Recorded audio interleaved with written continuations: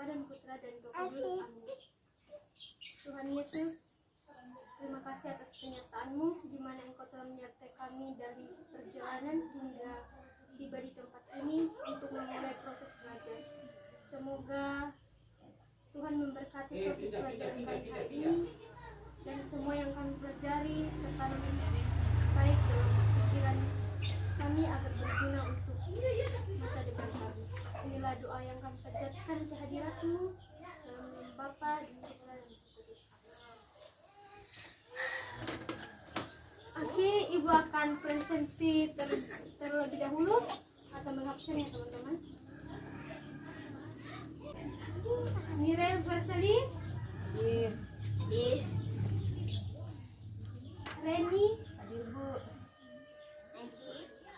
Enci, Hadir Bu. oke, hadir semua ya. Oke,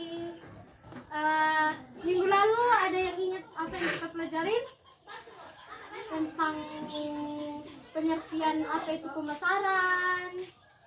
Ada 5 ya, pengertian pasaran, ruang lingkup pemasaran, konsep pemasaran, dan tujuan-tujuan manajemen pemasaran.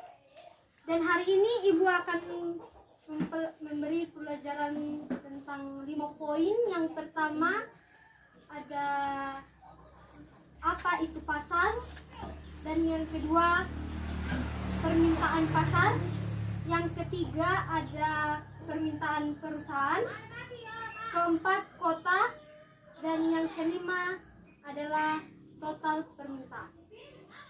Oke, yang pertama kita akan mempelajari tentang apa itu pasar. Oke teman-teman, siapa yang mengerti tentang pasar? Apa itu pasar? Oke, Pasar apa? tempat jual beli. Ya, benar. Ada lagi yang berpendapat? Oke, pasar itu benar yang dikata Enci, tempat membeli dan menjual, tempat untuk bertransaksi. Oke, tempat untuk bertransaksi. Pertama, kita udah mempelajari apa itu pasar dan pasti kalian mengerti tentang apa itu pasar. Kecuali ya, kalau misalnya ada sebuah tidak ada penjual, nggak ada pembeli, itu bukan pasar ya teman-teman. Yang kedua adalah permintaan pasar. Apa itu permintaan pasar? Apa yang kalian pikirkan tentang permintaan pasar? Ada yang tahu? Oke, Ibu akan menjelaskan permintaan pasar. Permintaan kita pikirkan saja dari kata permintaan. Permintaan adalah keinginan. Berarti permintaan pasar itu adalah keinginan yang diinginkan, misalnya suatu keinginan yang diinginkan oleh konsumen yang diekspresikan melalui barang dan jasa. Misalnya, contohnya di pasar itu kayak lagi tren baju, pasti pasar akan lebih mengeluarkan baju, kebanyakan menjual baju di pasar. Nah, itulah permintaan pasar. Ada 2 jenis-jenis permintaan pasar. Yang pertama yaitu jenis konsumen, dan kedua jenis daya beli masyarakat. Dan yang pertama jenis konsumen itu dibagi juga menjadi 2, yaitu individual dan konsumen pasar. Ada yang mengerti apa kata individual? Kata individual itu kata sendiri ya, satu, individual berarti sendiri atau satu. Jadi kata konsumen individual itu adalah seseorang yang membeli barang hanya seseorang, hanya sendiri. Membeli barang itu hanya sendiri. Ketika konsumen pasar itu adalah orang yang membeli atau mengonsumsi suatu barang itu, mengonsumsi suatu yang dibuat itu lebih dari satu atau masyarakat. Dan yang kedua adalah jenis daya beli masyarakat. Jenis daya beli masyarakat ini juga dibagi menjadi 3. Yang pertama impor, ekspor, dan konsumen. Apa yang kalian mengerti tentang impor? Iya, barang dari luar. Kalau ekspor di dalam dalamnya jelas sendiri. Tapi di dalam ini kita pelajari tentang permintaan pasar. Permintaan tadi secara impor itu adalah suatu barang yang dikonsumsi, yang dibeli masyarakat yang sudah bertransaksi. Kalau secara ekspor ini tuh belum bertransaksi. Oke, kalian mengerti? Kalau secara produsen ini tuh tidak bertransaksi dan belum dibeli juga. Oke, kalian ada yang ingin bertanya? Saya, Bu. Oke, ya. Apa itu impor? Oke, impor. Oke, makasih pertanyaannya. Saya akan menjelaskan apa itu impor dalam permintaan pasar. Impor itu adalah sebuah yang kalau misalnya kata impor itu kita dengar dari luar negeri. Jadi kita tuh membeli daya beli masyarakat, tetapi dia itu udah bertransaksi. Jadi kita membeli barang, uangnya juga udah jalan. Kita udah bertransaksi, penjual dan pembeli. Mengerti? Oke, makasih. Ada lagi yang ingin bertanya? Makasih. Dan kita lanjut ke poin ketiga. Kalian apa itu permintaan perusahaan?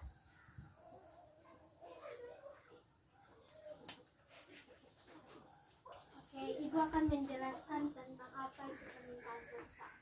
Permintaan perusahaan itu adalah perusahaan yang membuat, tapi bukan mereka yang menentukan biaya atau bukan mereka yang menentukan harga. Malahan konsumen dan yang lainnya, atau misalnya kita jual ke pasar, mereka yang akan menentukan harga. Produsen yang akan menentukan harga. Apa kalian mengerti? Ada yang belum mengerti sih? Oke, makasih. Kita lanjut teman-teman. Poin keempat adalah kita akan mempelajari tentang kota. Siapa yang mengerti tentang kota? Kota. Bukan kota kartu ya teman-teman, bukan kota internetan. Kota. Apa yang kalian pikirkan tentang kota? Siapa yang mengerti? Siapa yang paham tentang kata kota? Oke teman-teman. Kota di sini adalah, kita membahas tentang pasar ya. Kota di sini adalah suatu keterbatasan yang dibatasi, yang produk yang akan dibuat tetapi dibatasi, terbatas produk yang akan dijual atau sesuatu yang akan dijual belikan di pasar atau di mana, itu dibatasi. Kota itu adalah semacam keterbatasan yang akan diproduksi. Udah mengerti? Oke. Dan yang poin keempat adalah total permintaan. Ada yang mengerti tentang total permintaan? Dari kata total, pasti ada yang mengerti kata total. Gua akan menjelaskan tentang apa itu permintaan. Total permintaan. Total permintaan itu adalah suatu volume yang dibeli seseorang atau kelompok konsumen tertentu dalam suatu wilayah geografis tertentu. Maksudnya dalam kata ini itu suatu perusahaan yang sudah biasa, kata kita sendiri ya, sudah biasa membeli dari perusahaan tersebut atau dari pabrik yang akan dibuat. Kalau misalnya A udah biasa membeli di situ, mereka akan membeli terus di situ, apalagi ketika barang-barang yang dibuatnya itu lebih bagus daripada produk-produk yang lain. Oke, kalian mengerti? Dan Ibu akan menjelaskan tentang total permintaan. Total permintaan itu ada beberapa rumus. Ibu akan mencatatnya di papan ya teman-teman. Q sama dengan N kali P kali Q. Di mana Q itu teman-teman total permintaan, N itu sama dengan jumlah pembeli di pasar, dan P adalah harga rata-rata satuan, dan Q adalah jumlah yang dibeli. Apakah kalian mengerti tentang rumus ini atau belum? Oke, Ibu akan contohkan ya. Misalnya kita mencari Q ya, teman-teman. Kita mencari total permintaan. Total permintaan itu kita lihat jumlah pembeli di pasar. Misalnya mereka tuh orang tuh kebanyakan beli ikat rambut atau baju ikat rambut. Contohnya ikat rambut. Mereka tuh kebanyakan 30 orang yang membeli. 30 orang itu dikali dengan harga rata-rata satuan. Orang tuh menjualnya berapa harga berapa. Misalnya mereka menjual dengan harga 10.000.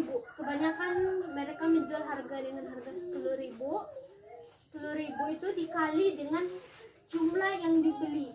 Misalnya kita membeli ikat rambut itu jumlahnya berapa? Misalnya jumlahnya 2. Teman-teman, kalian sudah mengerti sampai sini? Oke, 10 dikali 2 berapa? 20. Oke, 20. Terus 20 dikali 30 berapa? 600. Oke, 600. Benar. Sampai sini kalian paham? Oke, contoh, saya akan kasih contoh satu lagi. Misalnya jumlah pembeli di pasar itu berapa? Misalnya di satu soal itu mereka tuh pembeli di pasar itu misalnya 10 orang.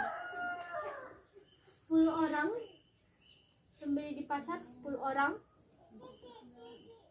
dengan harga rata-rata satuan itu misalnya 5.000. Dan Q itulah jumlah yang dibeli. Jumlah yang dibeli berapa yang lain membeli, misalnya satu aja ya teman-teman. Oke. Terus kita hitung, kita masukkan terlebih dahulu kita lihat rumus, terus kita masukkan. Kalian mengerti? Mengerti. Misalnya N tadi berapa? 10. Oke.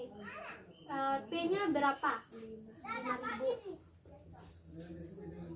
Q-nya berapa? 1. Misalnya 1 kali 5 5.000.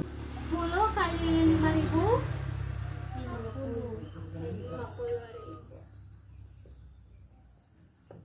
Oke, sampai sini paham ya teman-teman? Oke.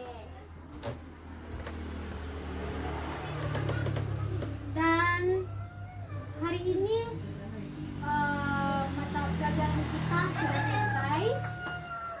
Yang terakhir adalah total permintaan. Jadi teman-teman, yang kita pelajari tentang hari ini adalah tentang pasar. Kalian sudah mengerti tentang apa itu pasar, apa itu permintaan pasar, permintaan perusahaan, kota-kota, tentang total permintaan. Dan Ibu akan memberikan tugas kepada kalian di halaman 3. Kita akan menjawab nomor 1 dan nomor 2.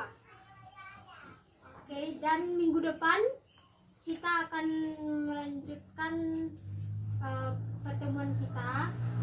Dan nomor 1 dan nomor 2 itu teman-teman jawab di rumah agar lebih memahami apa yang kita pelajari tentang hari ini. Oke, terima kasih teman-teman udah datang di mata pelajaran Ibu hari ini. Terima kasih.